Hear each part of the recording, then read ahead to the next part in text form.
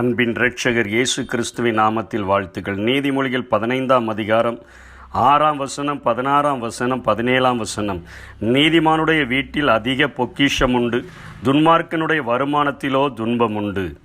சஞ்சலத்தோடு கூடிய அதிக பொருளிலும் கர்த்தரை பற்றும் பயத்தோடு கூடிய கொஞ்ச பொருளே உத்தமம். பகையோடு இருக்கும் கொழுத்த எருதின் கரியை பார்க்கிலும் சிநேகிதரோடு இருக்கும் இலைக்கரியே நல்லது என்று சாலமன் சொல்லுகிற இந்த வசனத்திலிருந்து நீதிமானுடைய பொக்கிஷம் என்கிற தலைப்பிலே நாம் ஒரு செய்தியை பெற்றுவிட முடியும். இன்றைக்கு உலக பிரகாரமான மக்களுடைய வாழ்க்கை எப்படி இருக்கிறது?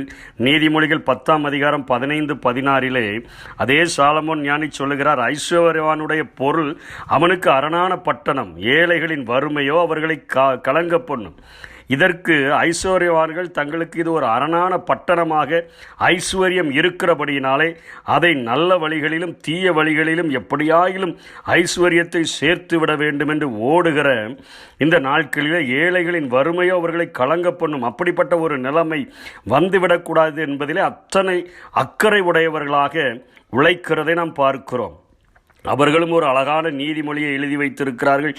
திரைகடல் ஓடியும் திரவியம் தேடு, உடைய செல்வங்களை நீ பொன்னிலும் மண்ணிலும் போடு என்றெல்லாம், அதை தங்கத்தை வாங்குகிறதற்கும் இடத்தை வாங்குகிறதற்கும் உபயோகப்படுத்து என்றெல்லாம் முன்னோர்கள் நமக்கு சொல்லிக் கொடுக்கிறதை நாம் பார்க்கிறோம். ஆனால் இங்கே நீதிமானுடைய வீட்டில் அதிக பொக்கிஷம், துன்மார்க்கனுடைய வருமானத்தில் துன்பம் உண்டு என்று சாலமன் குறிப்பிடுகிறாரே.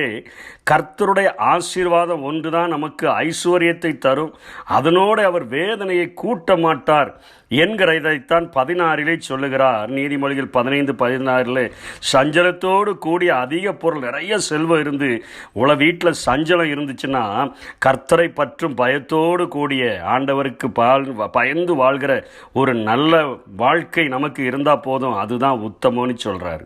பகையோடு இருக்கும் கொளுத்த எருதின் கரியை பார்க்கலும், நிறைய செல்வம் சேர்க்கறதுனால உண்டாகிற பகை, வீட்டில் பகை, இவைகளை பார்க்கிலும் சிநேகிதர்கள் கூட இருந்து மீல்ஸ் ஆஃப் வெஜிடபிள்ஸ், அதாவது வெஜிடபிளை ஒரு சாப்பிட்டா கூட அது நமக்கு உத்தமம் என்று அவர் சொல்லுகிறதை நாம் பார்க்கிறோம். இலைக்கரியே நல்லது என்று சொல்லுகிறார்.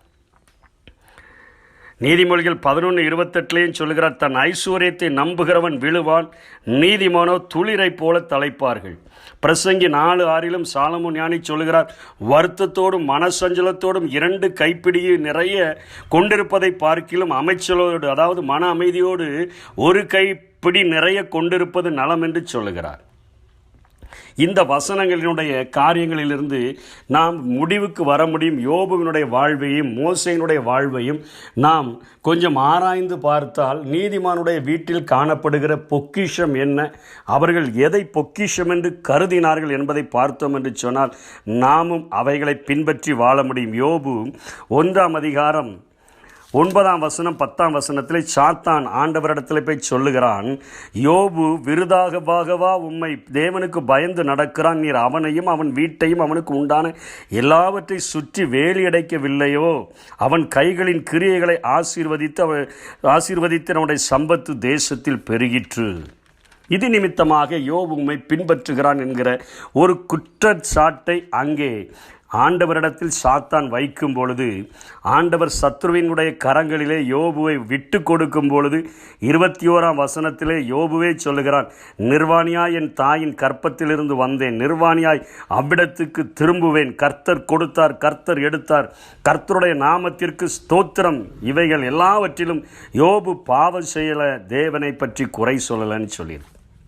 அப்போ அவர் என்ன காரியத்தை அவர் பின்பற்றுகிறதற்கு காரணம் என்ன? யோபுவே தன்னுடைய வாயாலேயே சொல்லுகிறார். யோபு 29ஆம் அதிகாரம் 2ஆம் வசனத்திலிருந்து சொல்லுகிறார், சென்று போன மாதங்களிலும் தேவன் என்னை காப்பாற்றி வந்த நாட்களிலும் எனக்கு உண்டாயிருந்த சீர் இப்பொழுது இருந்தால் நலமாயிருக்கும். அப்பொழுது அவர் தீபம் என் தலையின் மேல் பிரகாசித்தது, ஒரு வெளிச்சம் என் தலையின் மேலே இருந்தது. அவர் அருளின வெளிச்சத்தினால இருளை கடந்து போனேன். மரண இருளின் பள்ளத்தாக்கில் நான் நடந்தாலும் பொல்லாப்புக்கு பயப்படேன் என்று சொல்லப்படுகிறத, அவர் அருளின வெளிச்சத்தினால நான் இருளை கடந்து போனேன். உலகத்தின் அநேக நேரங்களில் அந்தகாரங்களுக்குள்ளாக, வியாதி என்கிற அந்தகாரங்களுக்குள்ளாக, பஞ்சம் என்கிற அந்தகாரங்களுக்குள்ளாக, அநேக பாவங்கள் நிறைந்த அந்தகாரங்களுக்குள்ளாக கொண்டு செல்லும் பொழுது அவர் அருளின வெளிச்சத்தினால நான் இருளை கடந்து போனேன். தேவனுடைய ரகசிய செயலின் கூட கூடாரத்தின் மேல் இருந்தது. அப்பொழுது சர்வ வல்லவர் என்னோடு இருந்தார், என் பிள்ளைகள் என்னை சூழ்ந்திருந்தார்கள். அதற்கு பின்பாகத்தான் உலக பிரகாரமான ஆசீர்வாதங்களை யோபு சொல்லுகிறதை பார்க்கிறோம். என்ன சொல்ல முற்படுகிறார்? சர்வ வல்லவர் என்னோடு கூட இருந்தார். அந்த பூமியில் நான் வாழும் பொழுது சர்வ வல்லவர் என்னோடு கூட இருக்கிறார். அவருடைய ரகசிய செயல் என்னுடைய கூடாரத்தில் இருக்குது. அவர் எனக்கு ஒரு வெளிச்சத்தை தருகிறார். அந்த வெளிச்சத்தில் நான் இருளை கடந்து போகிறேன். அவருடைய தீபம் என் தலையின் மேலே பிரகாசித்தது. சுருக்கமாக சொல்ல போனால் பவுல் சொல்லுகிறது போல, நான் இங்கே இருந்தால் ஆண்டவர் என்னோடு கூட இருக்கிறார் என்கிறத சொல்லிட்டு இனி வரும் ஆசீர்வாதங்களை குறித்தும் அவர் சொல்லுகிறதை பார்க்கிறோம். யோபு 19ஆம் அதிகாரத்தில் சொல்லுகிறார் 25, என் மீட்பர் உயிரோடு இருக்கிறார் என்றும் அவர் கடைசி நாளில் பூமியின் மேல் நிற்பார் என்றும் நான் அறிந்திருக்கிறேன். 2ஆம் வருகையை குறித்து பேசுகிறார். இந்த தோல் முதலானவை அழுகி போன பின்பு நான் என் மாம்சத்திலிருந்து தேவனை பார்ப்பேன், அவரை நானே பார்ப்பேன், அந்நிய கண்கள் அல்ல, என் கண்களே அவரை காணும். இந்த வாஞ்சையினால் என் உள்ளிந்திரியங்கள் எனக்குள் சோர்ந்து போகும். 2 காரியம்தான். நீதிமானுடைய வீட்டில் இருக்கக்கூடிய பொக்கிஷம் என்னன்னா, தேவன் என்னோடு கூட இருக்கிறபடினால உலகம் தரக்கூடாத சமாதானத்தை எனக்கு தருகிறார், உலகம் தரக்கூடாத சந்தோஷத்தை எனக்கு தருகிறார், ஒரு மன அமைதியை எனக்கு தருகிறார், ஒரு நிம்மதியை எனக்கு தருகிறார், என்னோடு கூட வாழுகிறார். 2வது, நான் மரிக்கும் பொழுது என்னுடைய வாழ்க்கை அதோடு கூட முடிந்து விடாது. அவர் வருகையில் என் மீட்பர் உயிரோடு இருக்கிறத நான் காண்பேன், நான் அவரோடு கூட வாழ்வேன் நித்திய காலமாக. அந்த பரலோக ராஜ்ய வாழ்வு எனக்கு கிடைக்கும். இந்த உலகத்தில் வைத்திருக்கிற இந்த பொருள்களினால் நான் பரலோகத்துக்கு பாஸ்போர்ட் வாங்கி விசா வாங்கி போக முடியாது.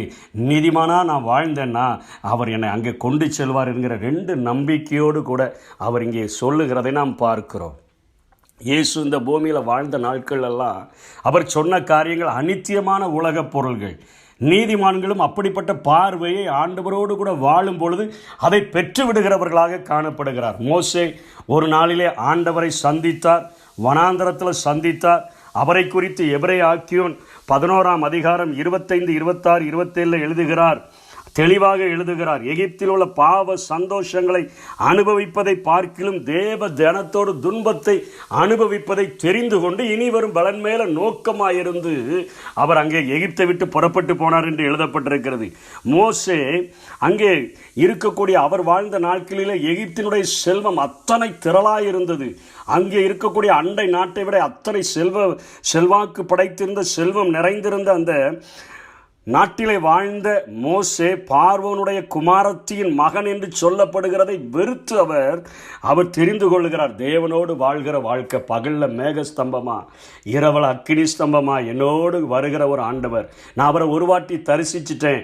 இனிமே விசுவாசத்தினாலே அதரிசனமானவரை தரிசிக்கிறது போல நான் உறுதியாக இருந்து இந்த பூமியில் நான் நடக்கும் பொழுது மேகஸ்தம்பமாய் அக்கினி ஸ்தம்பமாய் என்னை நடத்தி போஷிக்கிற ஒரு ஆண்டவர் இனி வரும் பலன் மேல நோக்கமாயிருந்து காணான தருவேன்னு சொல்லியிருக்கிறாரு. அதை நோக்கி நான் நடக்கிறேன் என்பது போல இன்றைக்கு நமக்கும் அதே போல ஒரு வாழ்க்கை தான். இந்த உலகத்தில் ஆண்டவர் நம்மோடு கூட இருக்கிறது தான் அதிகமான ஒரு பொக்கிஷம். சர்வ வல்லவர் என்னோடு கூட இருந்து அவருடைய ரகசிய செயல் என்னுடைய கூடாரத்தில் இருந்து அவருடைய வெளிச்சம் என்னுடைய வாழ்க்கையில் பிரகாசித்து என் தலையின் மேல் அவருடைய தீபம் இருந்துச்சுன்னா போதும். பரிசுத்த ஆவியானவராய் என்னோடு கூட அவர் வாழ்ந்தா போதும்.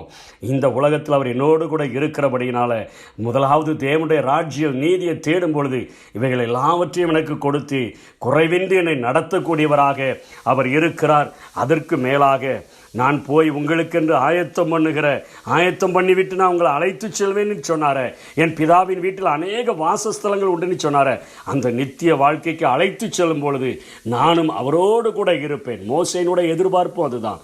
இனி வரும் பலன் மேல் நோக்கமாயிருந்து யோபுவினுடைய எதிர்பார்ப்பும் அதுதான். நாமும் அதே போல ஒரு எதிர்பார்ப்போடு கூட வாழும் பொழுது நம்முடைய ஆண்டவர் மத்திய ஆகாயத்தில் அவர் தோன்றும் பொழுது அவரோடு கூட என்றென்றைக்கும் வீற்றிருக்கிறவர்களாக வாசம் பண்ணுகிறவர்களாக அவரால் எடுத்துக்கொள்ளப்படுவோம். அப்படிப்பட்டவைகளுக்காக வாஞ்சிப்போம். கர்த்தர் தாமே நம்மை ஆசீர்வதிப்பாராக. ஆமென். இன்னும்